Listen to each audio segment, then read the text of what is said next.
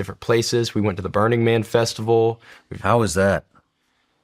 That's probably the darkest place I've ever been. Are you serious? It was worse than the Satanic Temple. Why? Well, they advertise it as an art festival. That's what they advertise it as. Like, it's an art free thinking festival. So Burning Man becomes the second largest city in Nevada for a week. 70 to 80,000 people go there for an entire week. And it's not a free thinking art festival. It's a big LSD orgy. That's what it is.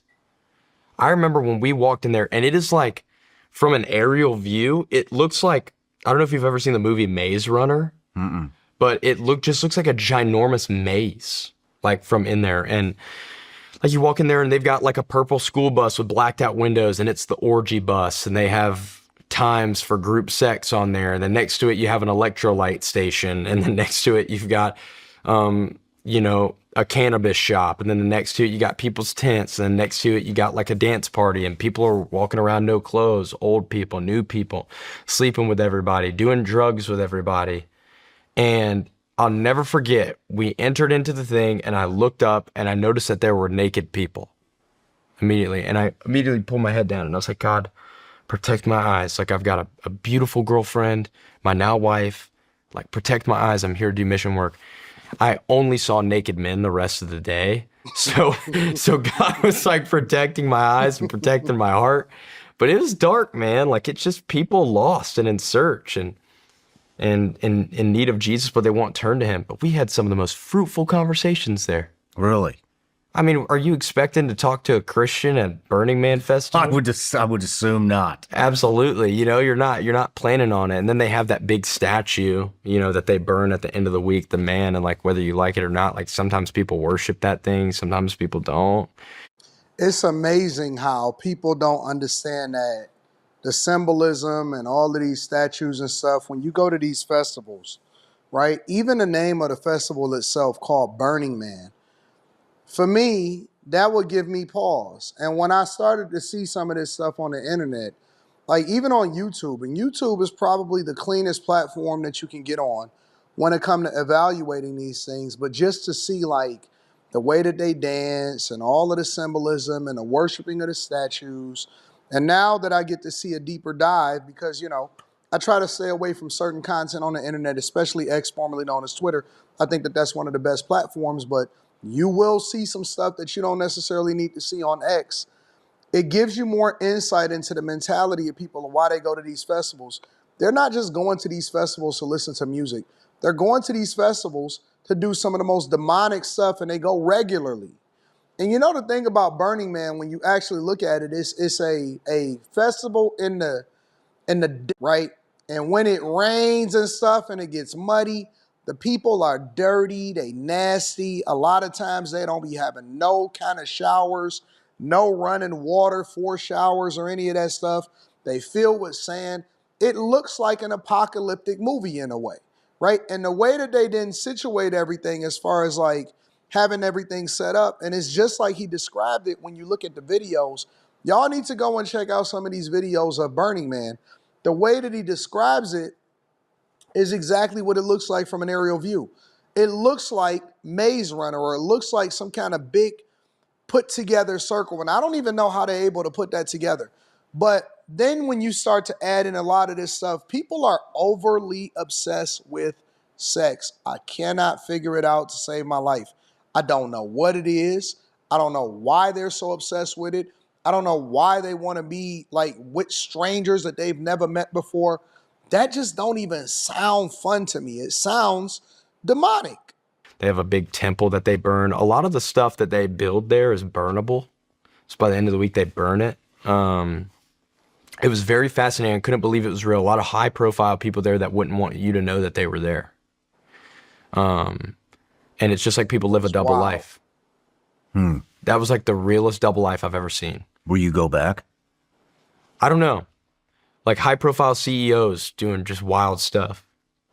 A-list celebrities that are covered in, it's the middle of the desert, Black Rock Desert, wearing turbans, hiding the wind and goggles. And I don't know if I'll go back, only if God calls me there. That's why we went. It's because we felt like God called us there. We didn't go last year because we felt like God wasn't asking us to go back.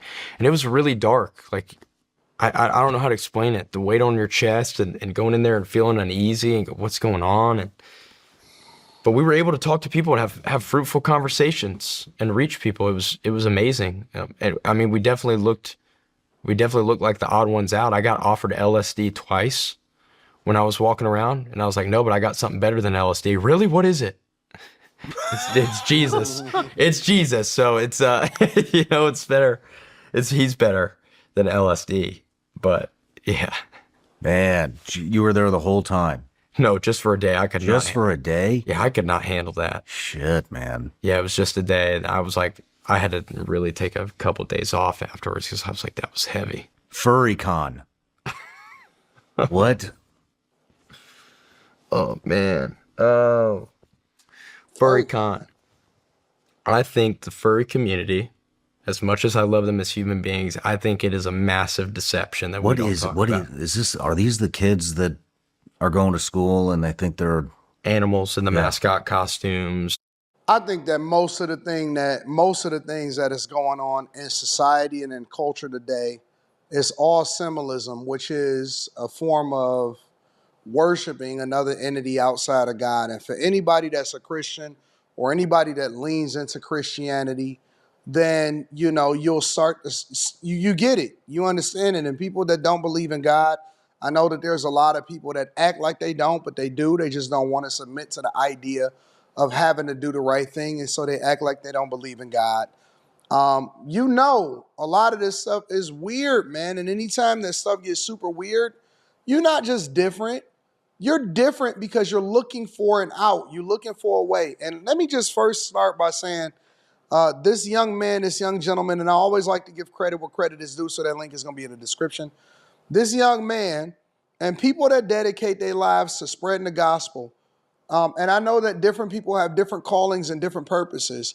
For him to even say, yo, I could only be there for one day and then I had to detach for at least a couple days in order to get my mind right, that shows you the level of spiritual warfare that is happening all across the globe. And it is happening in sex. And when I say sex, I'm saying SECTs. It's happening in different festivals, and people is acting like it's not a real thing. Look, it ain't just Burning Man. It ain't just the Furry Festival. I ain't even know nothing about the Furry Festival. I'm looking forward to hearing the rest of what he had to say about this. It's happening with this Mocha Fest. I think that a lot of these bike weeks, when you see the over sexualization, and it's like, man, this over sexualization thing and porn and all of this stuff is starting to become so out of control that it is the foundation of everything that people do when they go to these type of events. Yeah, things like that. So when you go to the furry convention, so there's adults that do this. a lot of them are adults. I would say over half of them are adults, like I didn't in their know. 50s.